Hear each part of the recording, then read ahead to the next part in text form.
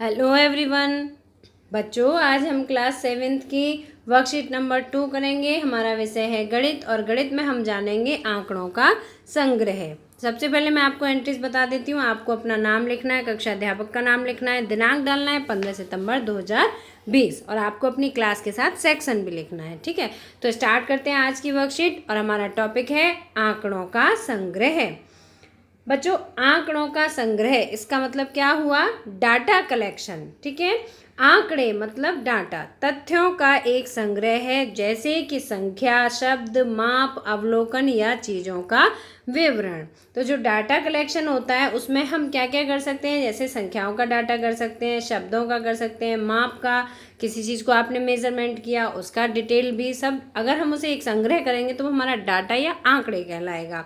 अवलोकन, जैसे अवलोकन मतलब देखना, हमने किसी चीज़ों को, कुछ चीज़ों को देखा, अगर उनको देखा है तो उनका हमने डाटा जो इकट्ठा किया है वो आंकड़े या डाटा कहलाएगा, या उसमें चीज़ों का विवरण। ठीक है, तो ये सभी क्या कहलाते हैं? अगर इन सभी तथ्यों का संग्रह करते हैं हम तो उसे हम आंकड़े या डाटा कहते हैं।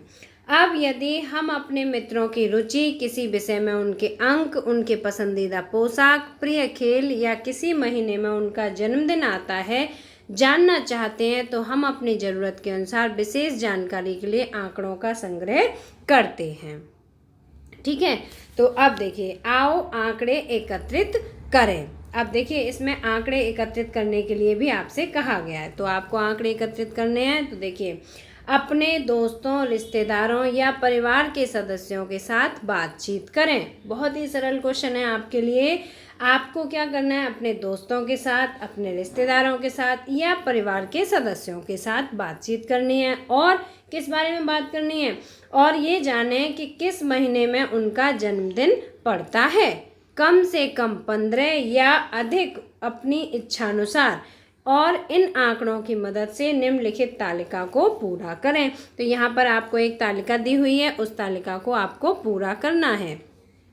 अब आपको क्या करना है? या तो अपने दोस्त को या रिश्तेदार को या परिवार के किसी सदस्य से बात करके उससे जानना है कि उसका जन्मदिन किस महीने में पड़ता है। तो देखिए, तालिका में क्या पूछा गया है? महीने के नाम। बच्चों, इसमें दिए हुए हैं जैसे जनवरी, फरवरी, मार्च, अप्रैल, मई, जून। ठीक है, इसमें 6 महीने के मंथ के नाम दिए हुए हैं। व्यक्तियों की संख्या। अब आपको क्या करना है? यहाँ पर आप से प्रश्न किया जा रहा है कि आप अपने दोस्तों से, रिश्तेदार या परिवार के सदस्यों से बात करें और फिर उनसे जानें कि किस महीने में उनका जन्मदिन पड़ता है। तो आपको यहाँ पर क्या लिखना है? व्यक्तियों की संख्या। जैसे मान लीजिए आपने अपने किसी कुछ दोस्तों से फ़ोन किया तो उनमें से आपको पता चला कि आपके 2 दोस्तों का बर्थडे कब पड़ता है? जनवरी में। ठीक है, तो यहाँ पे आपको क्या लिखना है? व्यक्तियों की संख्या लिखनी है 2।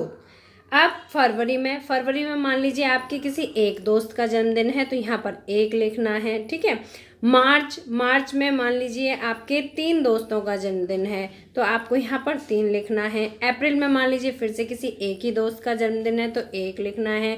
मई में मान लीजिए किसी एक का है तो 1 लिखना है। जून में मान लीजिए आपके 5 फ्रेंड्स का बर्थडे है तो आपको 5 लिखना है। ठीक है, आपको यहाँ पे क्या लिखना है? व्यक्तियों की संख्या। तो यहाँ हमने संख्या लिखी है। अब नेक्स्ट देखिए, महीनों के नाम। फिर से जून के बाद देखिए जुलाई, अगस्त, सितंबर, अक्टूबर, नवंबर, दिसंबर। 6 यहाँ और 6 यहाँ, पूरे 12 महीने हो गए। ठीक है, तो इस तरह से ये हमारा डाटा कलेक्शन होगा। व्यक्तियों की संख्या। अब मान लीजिए जुलाई में आपके 4, मान लीजिए 2 फ्रेंड्स हैं और 2 आपके फैमिली मेम्बर्स हैं, उनका बर्थडे पड़ता है तो आपने यहाँ पर 4 लिख दिया। ठीक है, अगस्त में मान लीजिए किसी एक का पड़ता है ना, तो आपने यहाँ पर व्यक्तियों की संख्या लिख दी 1। अब सितंबर में मान लीजिए 2 का है तो 2 लिख दीजिए। अक्टूबर में 1 का है तो 1 लिख दीजिए। नवंबर में मान लीजिए 3 का है तो 3। दिसंबर में मान लीजिए 7 लोगों का है। ठीक है, 3 आपके फ्रेंड हैं और 4 आपके फैमिली मेम्बर्स हैं। मान लीजिए 7 लोगों का बर्थडे पड़ता है दिसंबर के महीने में तो आप यहाँ 7। तो बच्चों, ये हमारे पास क्या हुआ? ये हमारे पास आंकड़े एकत्रित हो गए। ठीक है, तो ये जो आंकड़े हमने, ये जो काउंटिंग है, जो हमने इंफॉर्मेशन कलेक्ट की है बात करके, तो ये क्या कहलाता है? ये डाटा कहलाता है।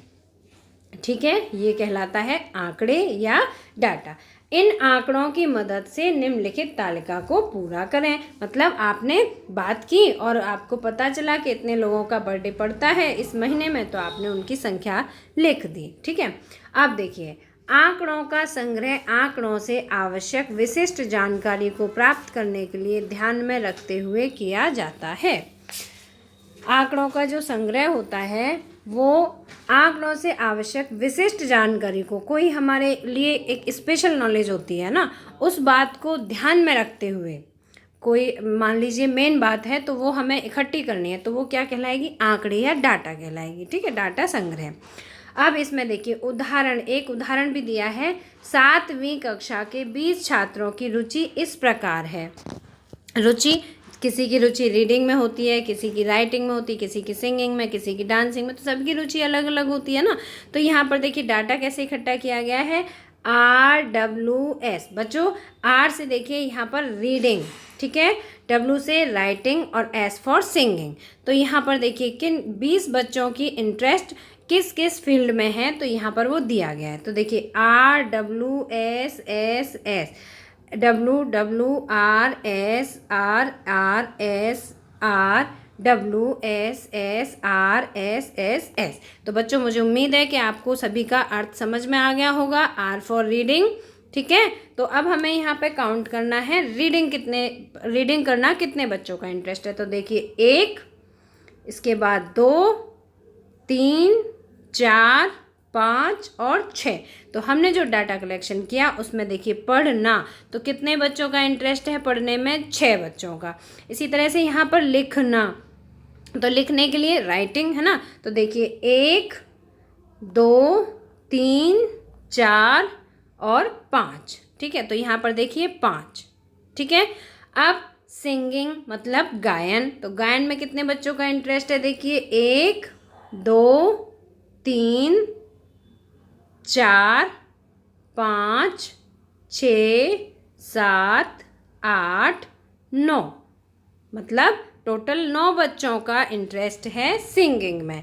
ठीक है बच्चों, तो इस तरह से ये कितने बच्चे हुए? टोटल कितने बच्चे हैं? 20। ठीक है, तो ये हमारा क्या है? ये हमारा डाटा कलेक्शन है। तो 7वीं की कक्षा के 20 छात्रों की रुचि इस प्रकार है। ये हमारा ये डिटेल है और ये हमने एक तालिका में इसमें इन आंकड़ों को एकत्रित किया है। तो इस तरह से आपको डाटा कलेक्शन करना सीखना है। ठीक है, तो इसमें देखिए R फॉर रीडिंग पढ़ना, W फॉर राइटिंग लिखना, S फॉर सिंगिंग गाना। ठीक है, अब इसके बाद आपको एक यहाँ प्रश्न भी हल करना है। चलिए अभ्यास करते हैं। लड़कियों की ऊंचाई को सेंटीमीटर में मापा गया था और परिणाम निम्नानुसार हैं। ठीक है, कुछ लड़कियों की लंबाई को नापा गया और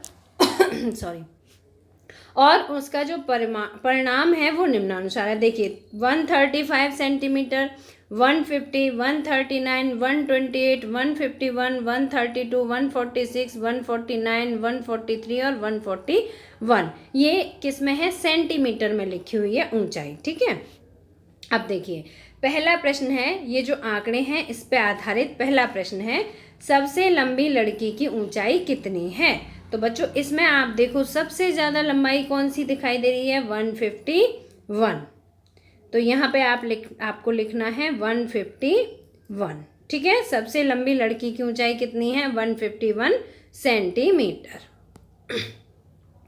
सबसे छोटी लड़की की ऊंचाई कितनी है?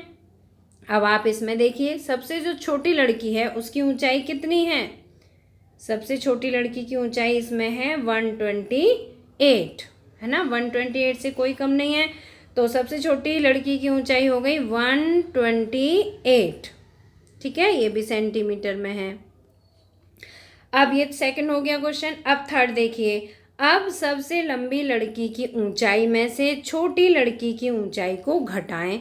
तो बच्चों अभी हमने देखा सबसे जो ऊंची लड़की है उसकी लंबाई कितनी है? 151 सेंटीमीटर है और जो सबसे छोटी है उसकी 128 है। तो हमारा थर्ड क्वेश्चन क्या है? सबसे लंबी लड़की की ऊंचाई में से सबसे छोटी वाली की ऊंचाई को घटा देना है। तो कैसे घटाएंगे बच्चों? हम 8 को 1 से यहाँ से कैरी ले लेंगे तो यहाँ 11 हो जाएगा, और 11 में से 8 माइनस करेंगे तो कितना आएगा 3, ठीक है। और यहाँ पर 1 माइनस हो जाएगा 5 में से, तो ये कितने बचे 4, और 4 में से 2 जाएगा तो यहाँ कितने बचेंगे 2, ठीक है। इस तरह से 23, फिर यहाँ पर 1 में से 1 जाएगा तो कुछ भी नहीं, ठीक है। तो इस तरह से 23 हमारा इस थर्ड का मतलब सी का आंसर आएगा। तो बच्चों मुझे उम्मीद है कि तुम्हें अच्छी तरह से आंकड़ों का संकलन करना समझ में आ गया होगा। अरे वाह, अधिकतम मान में से न्यूनतम का घटाव हमें देता है परिसर। परिसर मतलब रेंज। अगर हम अधिकतम में से न्यूनतम को घटा देते हैं तो जो उत्तर आता है हमारा उसे हम क्या कहते हैं, परिसर कहते हैं। तो इस तरह से जो अभी हमने ये अभ्यास किया था इसमें ये अधिकतम ऊंचाई थी, इसमें से हमने न्यूनतम ऊंचाई को घटाया तो ये हमारा क्या हुआ बच्चों, ये हुआ हमारा परिसर। तो बच्चों मुझे उम्मीद है कि तुम्हें आज की वर्कशीट अच्छी तरह से समझ में आ गई होगी। अब हम निष्कर्ष निकालते हैं कि परिसर बराबर अधिकतम मान माइनस न्यूनतम मान, ठीक है। तो बच्चों अगर आपको वीडियो पसंद आया है तो लाइक करना, शेयर करना, और अभी तक अगर आपने सब्सक्राइब नहीं किया तो हमारे चैनल को सब्सक्राइब जरूर करना। आपको सब्जेक्ट स्पेसिफिक और जनरल वर्कशीट दोनों वर्कशीट हमारे चैनल पर मिलेंगी। तो बच्चों फिर मिलते हैं इसी तरह की नेक्स्ट एजुकेशनल वीडियो में। Till then bye bye, good luck to all of you.